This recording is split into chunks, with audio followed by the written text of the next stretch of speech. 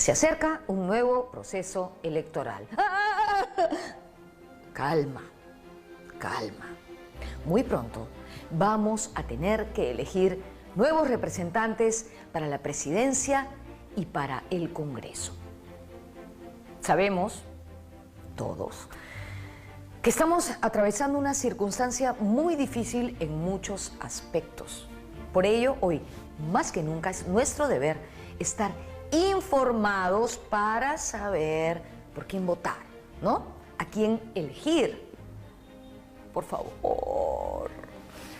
Nosotros, en el ánimo de contribuir con esta información y con despertar su interés acerca de los procesos electorales, hemos preparado 2 programas sobre la historia de las elecciones en nuestro país.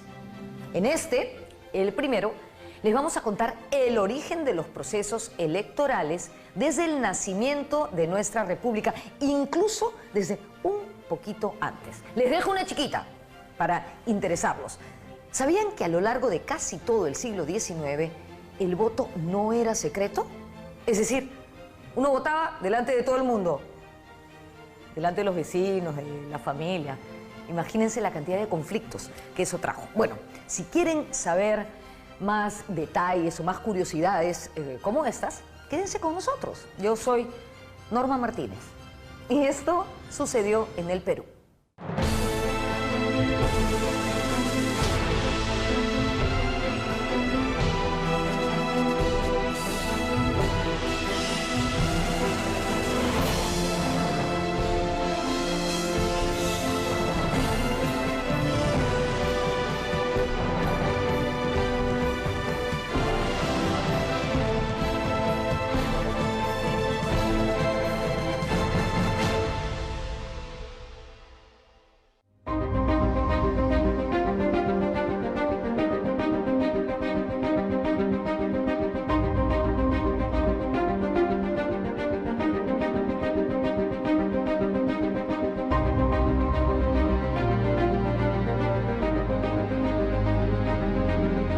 Las primeras referencias que tenemos acerca de elecciones durante el virreinato son las corporativas, en los cabildos, en las universidades o en los monasterios. Por ejemplo, en los monasterios, las elecciones para elegir a un prior o a una abadesa generaban grandes disputas entre peninsulares y criollos. Eran muy violentas. Cuenta el historiador Pedro Guibovich que en el año 1686, en el monasterio de Nuestra Señora de la Encarnación en Lima, fue electa abadesa la Madre Becerra. Bueno, al conocer este resultado, las seguidoras de su contrincante, de su oponente, la Madre Cabrera, iracundas, destrozaron los símbolos de poder de la nueva abadesa, es decir, su silla y su cojín. Vandalismo puro y duro. ¿A dónde llegó la cosa? Imagínense que el mismísimo arzobispo tuvo que intervenir y terminó excomulgando a la perdedora, a la Madre Cabrera. Esto para ilustrar que ni las monjas pueden a veces controlar las pasiones que despiertan las elecciones.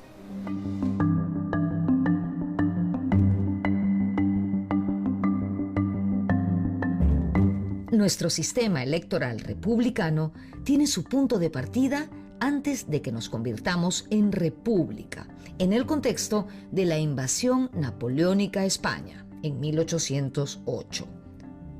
Como el rey de España, Fernando VII, estaba capturado, los españoles, con el afán de resistir esa invasión, convocaron a elecciones para unas Cortes Generales, es decir, para un Congreso.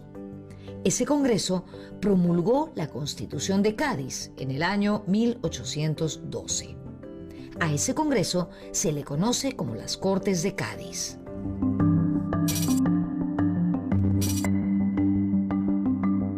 Es la Constitución la que da la oportunidad de establecer elecciones, tanto en España como en América. Y el resultado de eso son nuestras primeras elecciones de tipo popular, en realidad.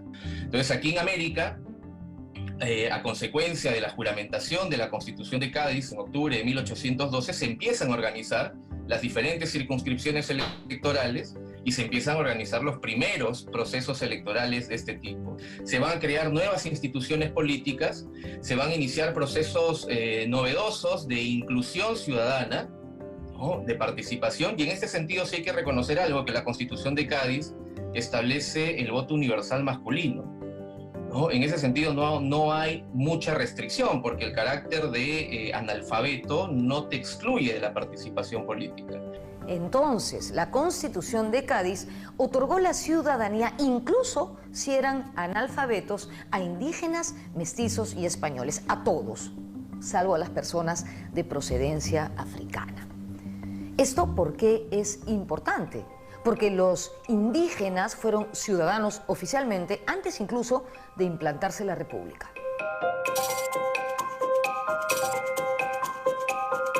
Las influencias más significativas son el hecho de que la Constitución de Cádiz dibuja una nueva, muy amplia ciudadanía y un muy amplio derecho de sufragio.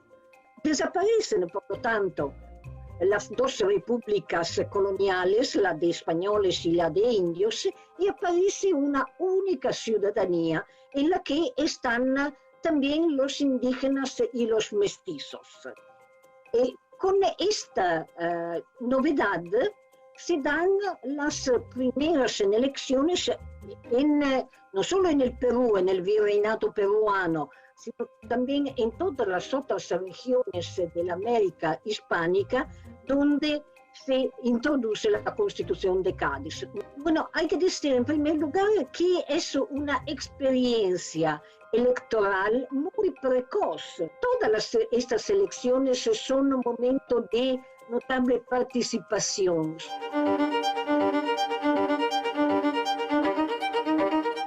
Además del acceso a la ciudadanía de las mayorías, la influencia de las Cortes de Cádiz en el sistema electoral peruano continuó durante buena parte del siglo XIX. Las elecciones eran indirectas y tenían varias fases. La primera era a nivel parroquial.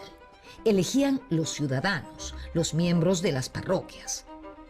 Ellos elegían a los electores y esos electores eran convocados a las juntas electorales provinciales y allí elegían a las autoridades.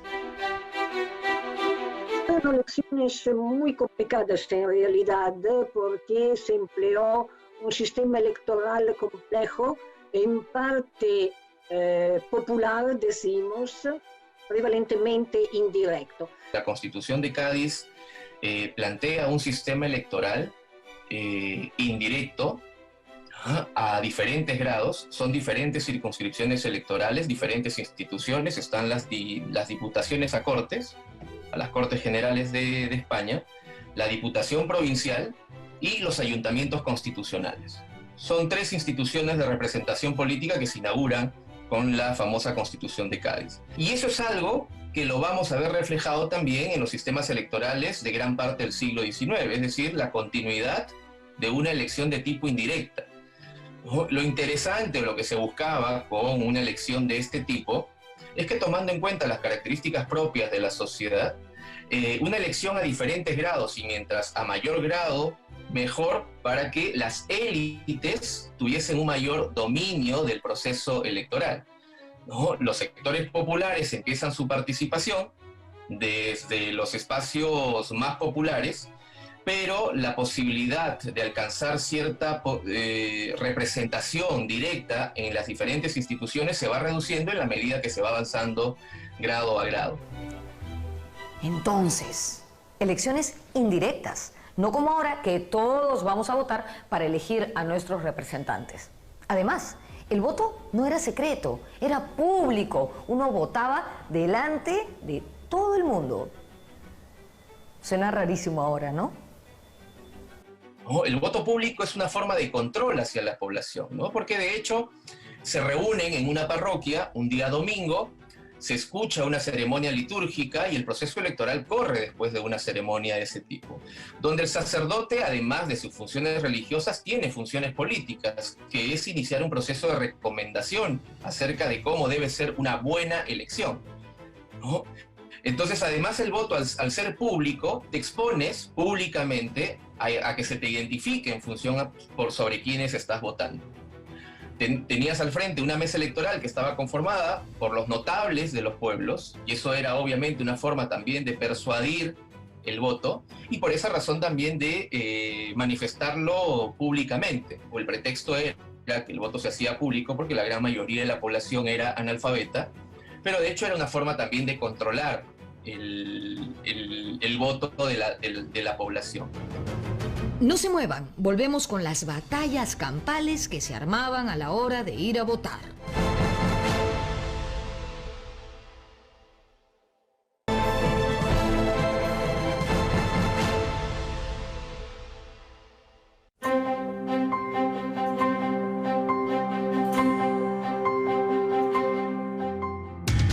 Entre 1821 y 1824, el virreinato y la república convivieron en guerra, y en medio de esa guerra se realizaron elecciones.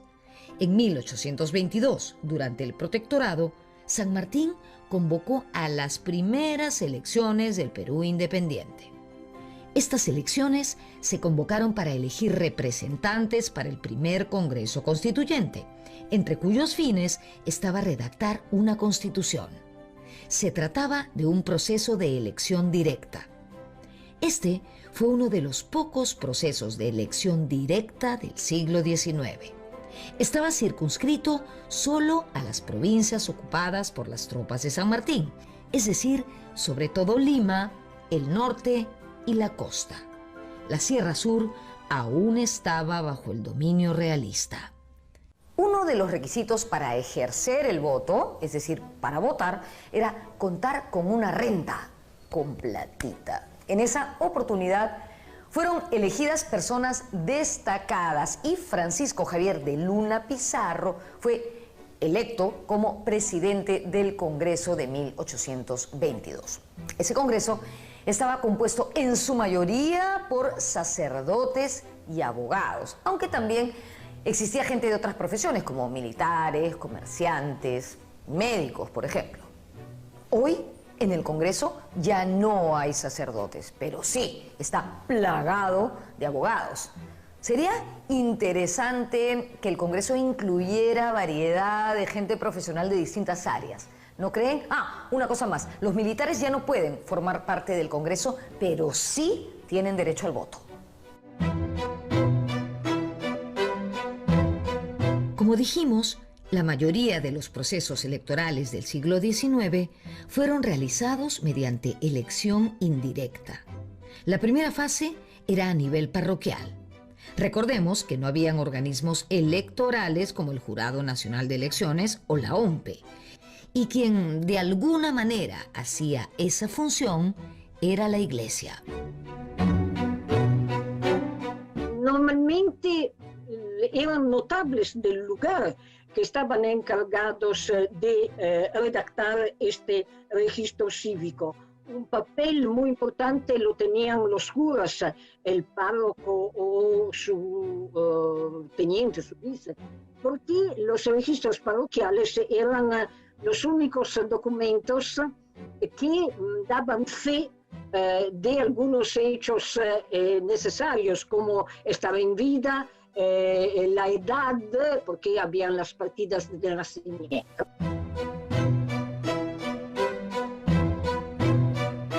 En esa primera fase, gran cantidad de hombres votaba.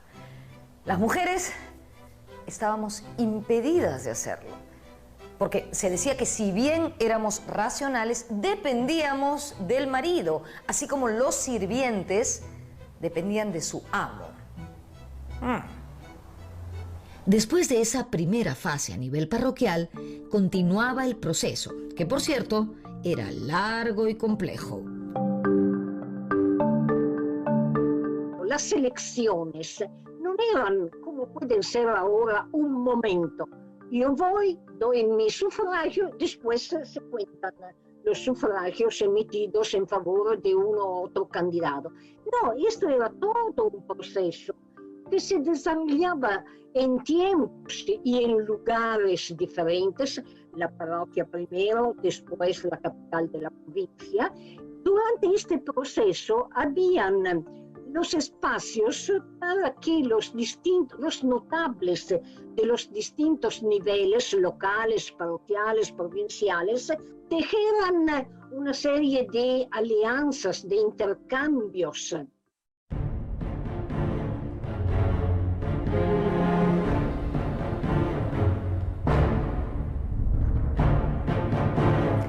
Los primeros 50 años de nuestra vida republicana fueron la era de los caudillos, donde los golpes de Estado y las insurrecciones eran el pan de cada día.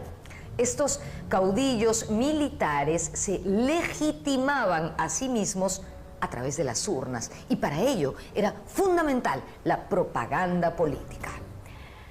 ¿En qué se basaba esta propaganda política? ¿En ideas, en proyectos, en propuestas, en planes? No, en la imagen de un candidato. Cualquier parecido con la realidad actual es pura coincidencia, por si acaso.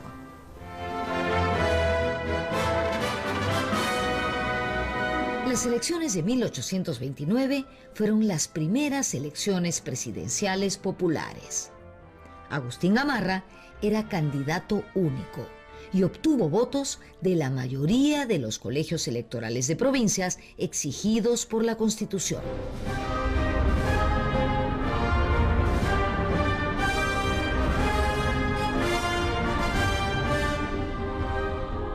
En época de Castilla, que como sabemos empezó su primer gobierno en 1845, hubo célebres debates en el Congreso entre liberales y conservadores. Uno de esos debates fue acerca del voto de los analfabetos. Al final, se consiguió el voto a los analfabetos y, en consecuencia, el voto indígena. En 1851 ocurrió un hecho inédito. Por primera vez en nuestra historia, un presidente electo le transfirió el poder a otro presidente electo. Ramón Castilla, ese año, convocó a elecciones que ganó José Rufino Echenique. En segundo lugar, quedó Domingo Elías, primer civil en postular a la presidencia del Perú. Domingo Elías había fundado el Club Progresista. Esas elecciones cambiaron por completo el panorama político de la época, porque allí se comenzó a pensar en organizaciones políticas. De hecho, el Club Progresista es el embrión de lo que serían los partidos políticos en el Perú. Como dice el historiador Cristóbal Aljovín, en esas elecciones la dinámica electoral cambió. Surgió la figura del candidato, la figura de la campaña. Podríamos decir incluso que ese fue verdaderamente el primer proceso electoral que tuvimos.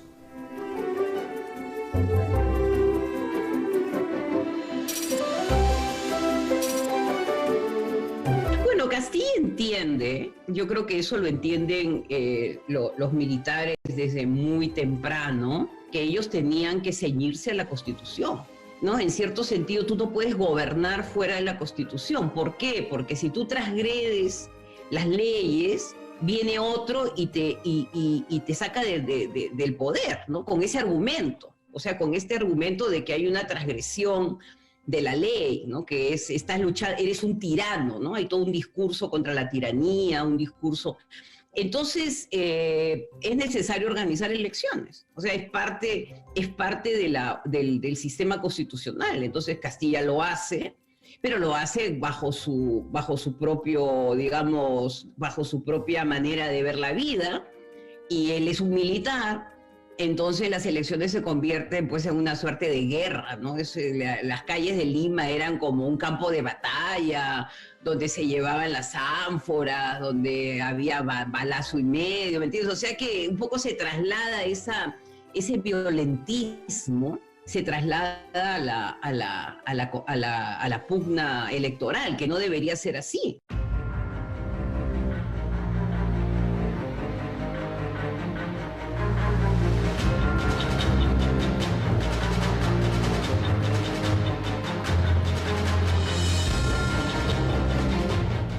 En 1854, luego de una cruenta guerra civil, Castilla volvió al poder. Se instaló la Convención Nacional y se efectuaron las elecciones de 1855, donde Castilla fue ratificado como presidente provisorio.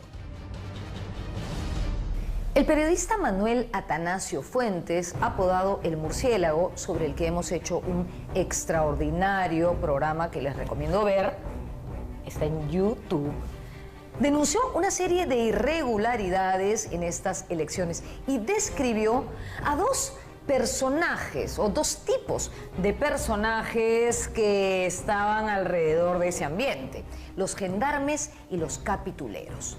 Los gendarmes eran una suerte de custodios de los tabladillos que se armaban en las plazas para que la gente acudiera a votar. Pero esto no era un juego, porque estos gendarmes iban armados, con palos y a veces hasta con carabinas.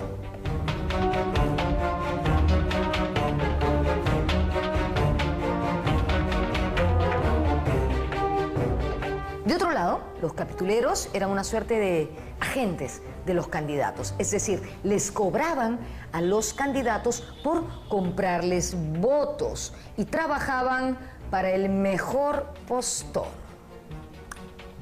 Vuelvo a decir en el programa de hoy que cualquier parecido con la realidad actual es pura coincidencia.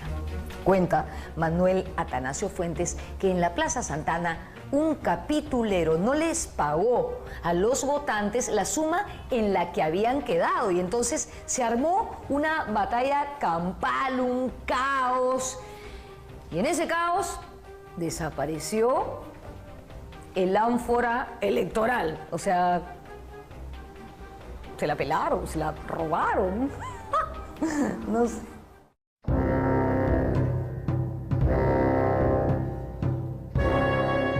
Fuentes habla también de los aguadores, oficio que realizaban los afroperuanos.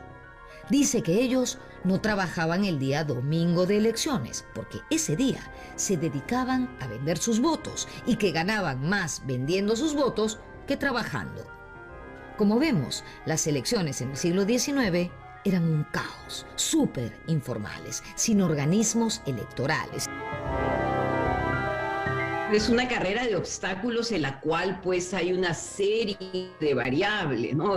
Las variables son tener apoyo de los periódicos, tener apoyo de los sectores populares, tener tu fuerza de choque con armas en muchos casos para poder tomar las mesas. O sea, el sistema era perverso. Entonces creaba aglomeraciones, fomentaba las dualidades, las trialidades, ¿no? Que significa que 3 mesas decían que ellas habían ganado. Entonces creaba muchísima confusión. Y al mismo tiempo, muchos académicos piensan de que da una participación amplia a la población.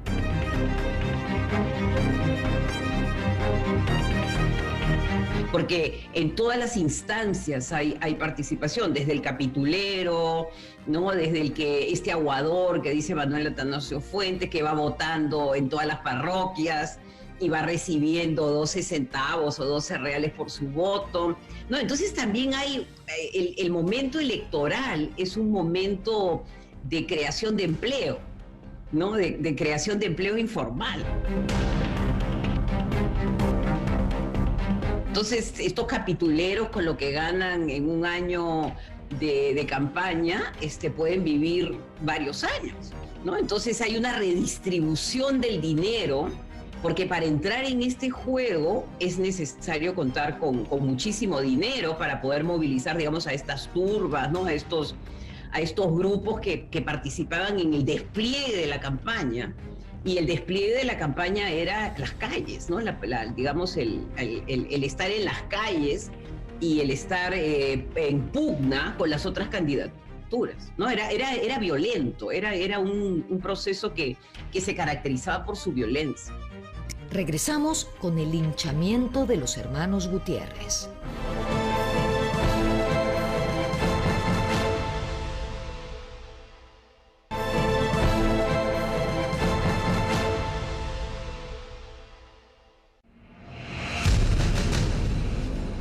En 1861, durante el segundo gobierno de Castilla, se expidió una ley que institucionalizó el caótico sistema del que estamos hablando.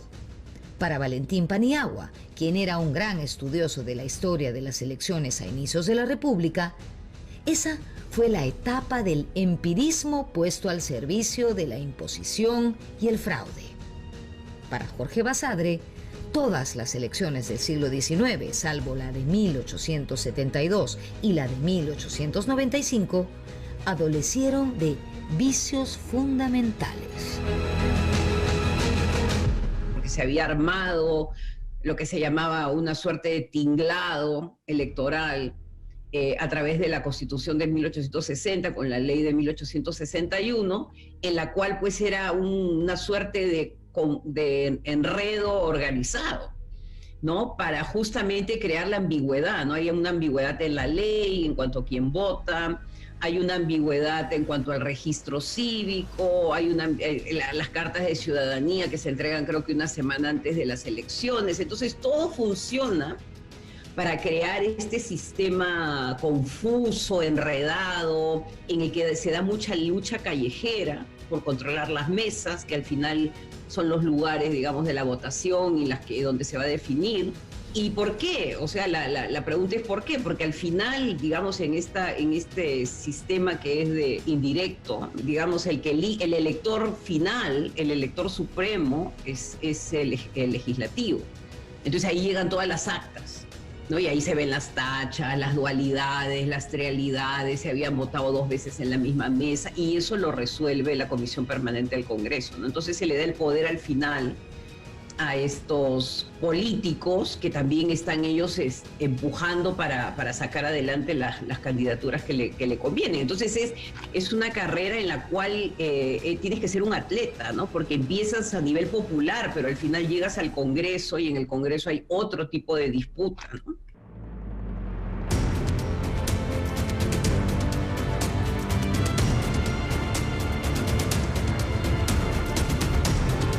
En 1868 se convocaron a elecciones y asumió como presidente el coronel José Balta. Las siguientes elecciones encumbrarían al primer presidente civil del Perú, pero esa campaña estuvo teñida de violencia desde el principio. Y es bien interesante esta campaña porque Balta quiere que haya un solo candidato.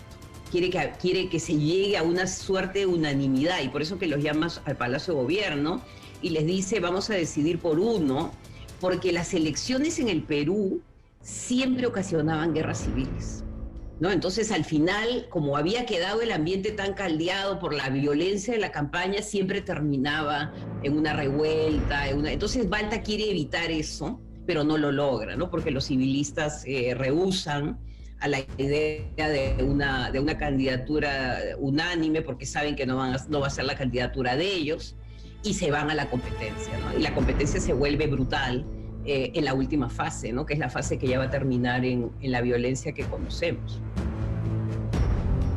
Un grupo de militares, acaudillados por los hermanos Gutiérrez, perpetraron un golpe de Estado, capturaron al presidente Balta y terminaron matándolo.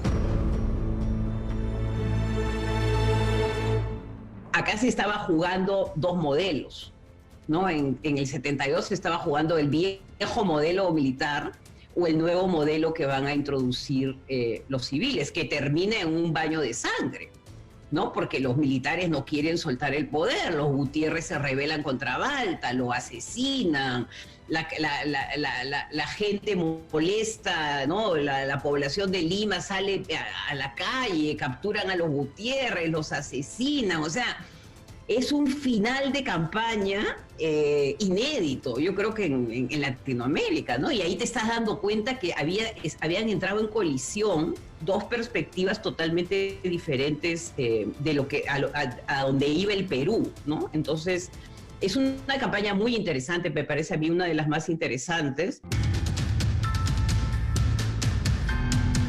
En la campaña 1871-72 se produjo el primer caso de una victoria ostensible de la oposición, que además estaba representada por un civil, Manuel Pardo.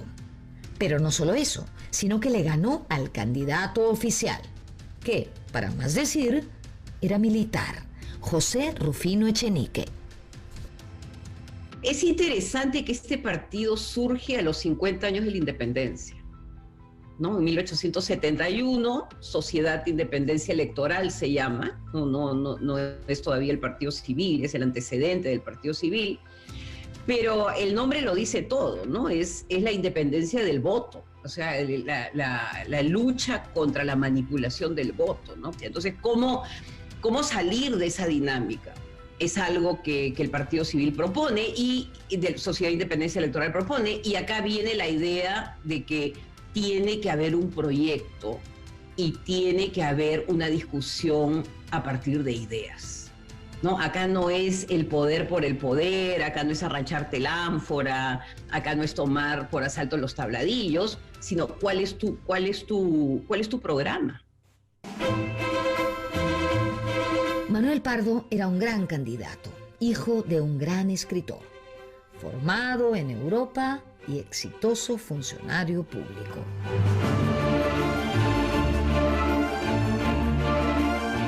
Es interesante cómo Manuel Pardo va creando a lo largo de su carrera profesional, va creando el perfil de un candidato exitoso, ¿no? Él es alcalde de Lima, presidente de la Beneficencia durante la peste, empresario exitoso, intelectual, porque estudió filosofía. Entonces tiene el perfil de un buen candidato y por eso que puede disputarle a los militares, ¿no? Acá era digamos, en 1871-72 era el candidato del militarismo y el candidato de las nuevas fuerzas políticas. Y estas nuevas fuerzas políticas estaban trayendo a un personaje que estaba en los 30, o sea, estaba llegando a los 40, ¿no? Él nace en 1834, tenía 37 años.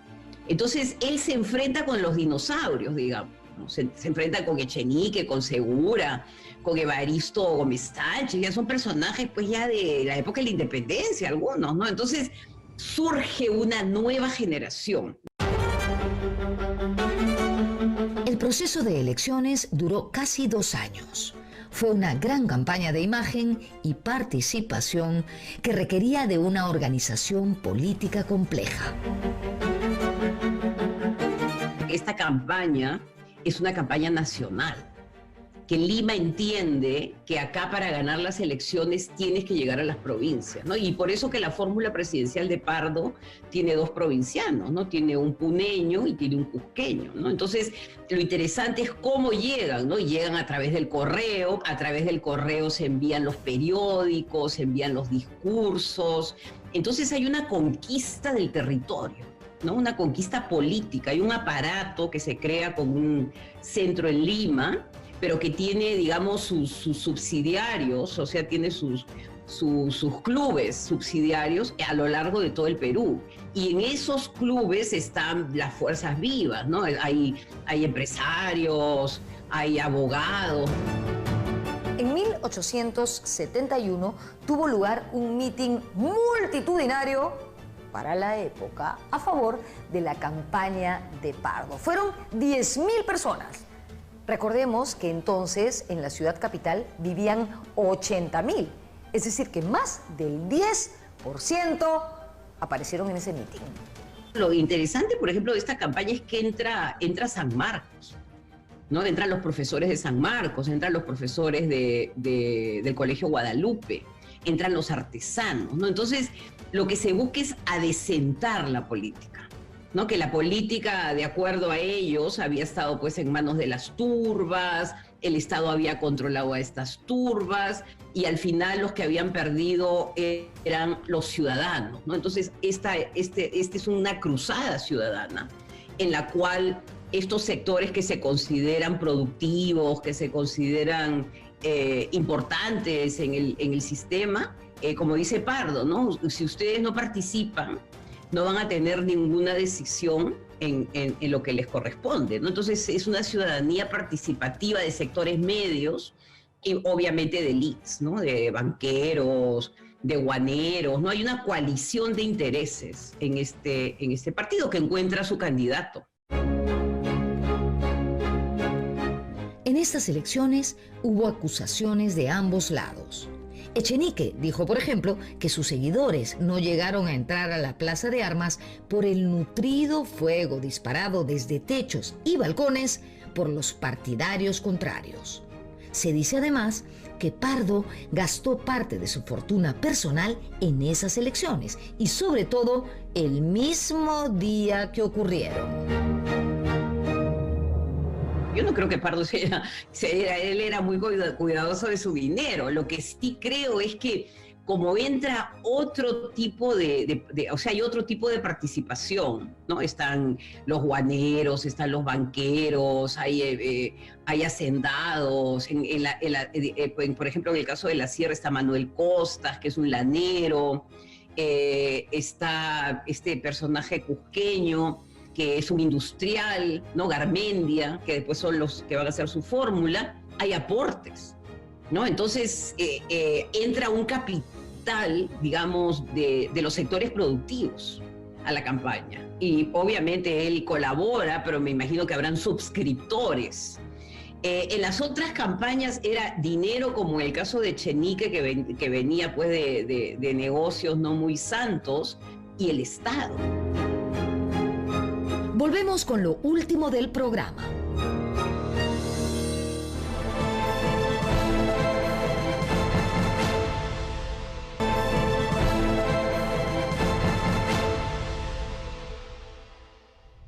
Como estamos viendo, las elecciones en ese entonces eran bastante violentas. Por ejemplo, a veces los simpatizantes de un partido atacaban una mesa para impedir que los simpatizantes de otro partido votaran, y estos, a su vez, se iban a otra plaza a instalar otra mesa de votación.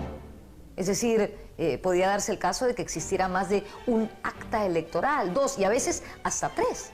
Entonces el Congreso tenía que decidir, porque no existían un árbitro imparcial como el Jurado Nacional de Elecciones o la OMPE. Así de cruentas eran estas batallas por ganar las mesas de votación.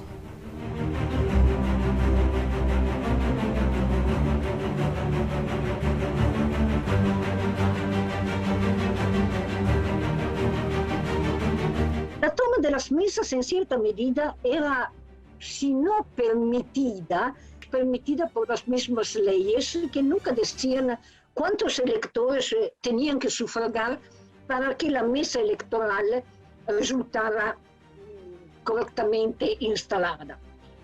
Y por lo que se refiere a las dualidades, en realidad nunca se dieron normas para impedirlas, así que en particular después de 1860, a la Comisión de Poderes o al Senado y la Cámara de Representantes llegaban de una misma provincia 2, 3 series de actas electorales. Como puedo decir, es como si no hubiera la voluntad o la capacidad de evitar estas situaciones al margen de la legalidad.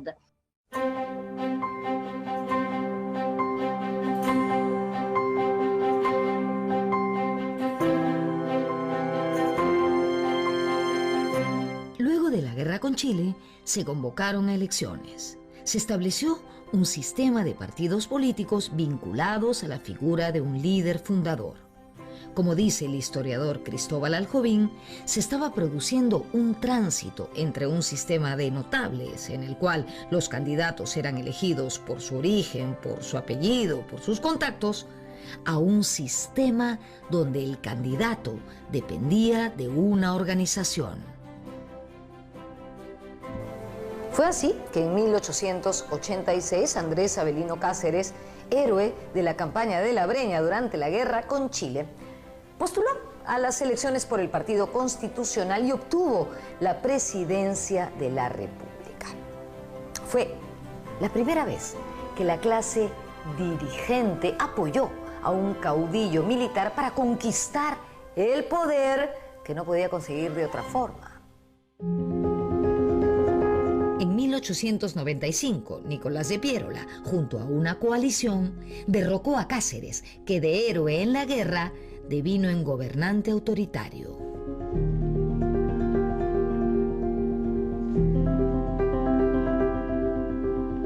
En 1896, Nicolás de Piérola cambió el panorama que existía hasta entonces.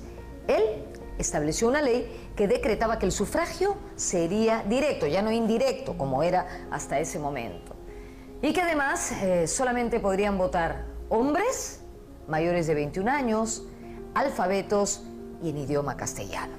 Esto, evidentemente, acabó con los procesos electorales indirectos, pero también acabó con los procesos electorales de ancha base parroquial. Eso significó que la gran masa indígena y muchos sectores del pueblo en general, ¿no? Pueblo urbano, que no sabían a la época leer y escribir en castellano porque la educación escolar era pues muy pequeña, no tenía alcance nacional. Entonces, en esas circunstancias, el derecho del voto se restringió enormemente.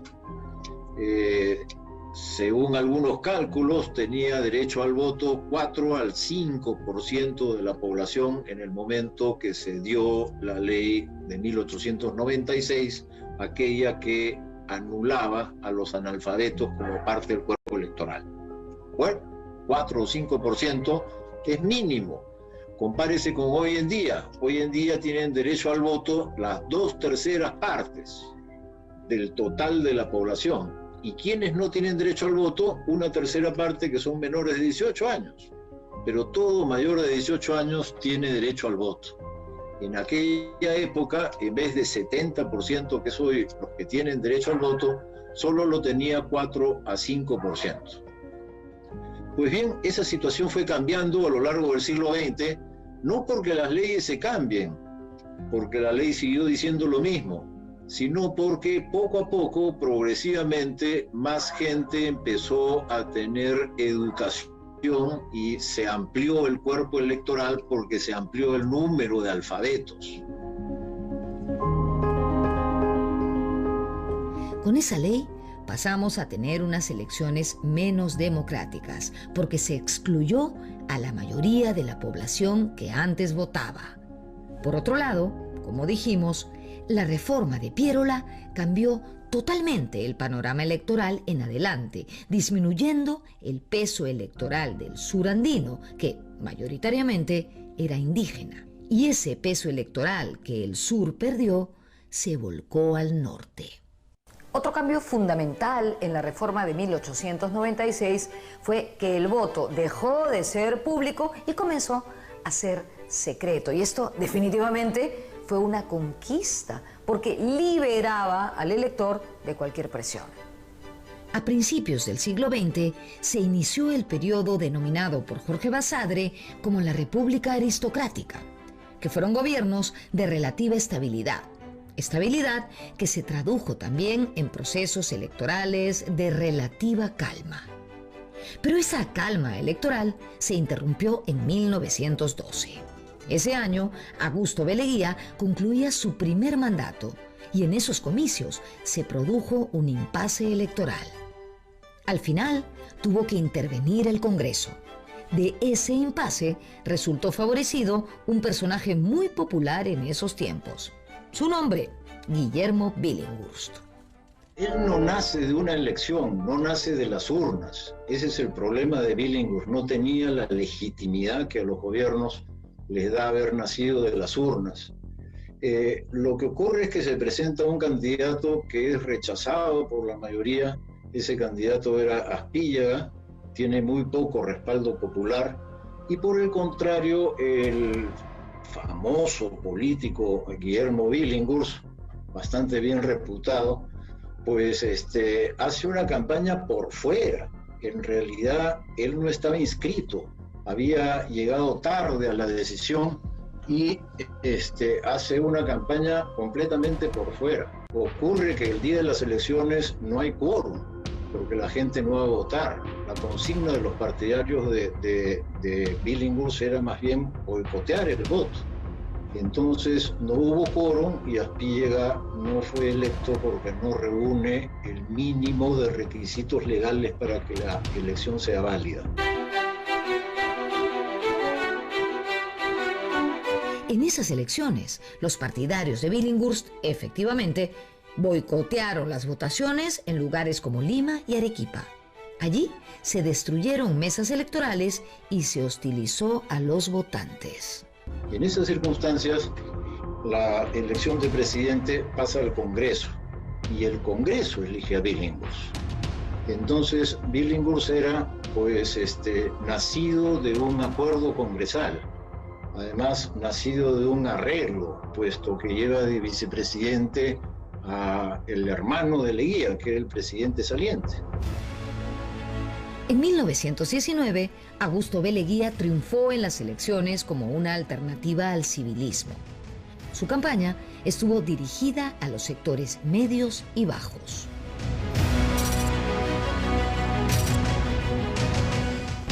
Leguía ganó las elecciones, ganó las elecciones, pero tenía miedo que el Partido Civil no lo dejara acceder al poder, ¿no? Entonces dio un autogolpe anticipado, ¿no? Disolviendo, ¿no? Persiguiendo al Partido Civil, excluyendo y cerrando el Congreso, ¿no? Y convoca nuevas elecciones para Congreso. Habrá un Congreso Constituyente el año 20 y ahí a continuación un parlamento más bien servil al presidente. A lo largo del oncenio, las elecciones de Leguía, o mejor dicho, las reelecciones de Leguía, fueron más que nada meros formulismos. Como sabemos, Leguía cambió la Constitución y se hizo reelegir 2 veces. A la tercera, fue derrocado. Luego de su estrepitosa caída en 1930, la historia electoral también cambiaría. Algunas conclusiones de este programa. 1. Durante el siglo XIX, las elecciones en nuestro país fueron bastante distintas de como son ahora, ¿no? Por su carácter indirecto, es decir, no se elegía directamente a las autoridades. 2. El voto era público, no era secreto, como es hoy. 3. No existían organismos electorales, por lo tanto, el proceso de elecciones era, por decirlo menos, caótico, informal y poco democrático. 4. Con la reforma de Piérola en 1896, el voto pasó de ser público a ser secreto. Buena noticia, pero los analfabetos dejaron de votar. Mala noticia. ¿Por qué? Menos democracia, pues. Durante el siglo XX y el siglo XXI, estos procesos cambiaron muchísimo, pero de eso vamos a hablar en el segundo programa sobre la historia de las elecciones en nuestro país. Antes de despedirme, una vez más, por favor, informémonos para votar mejor. Nos vemos en la próxima.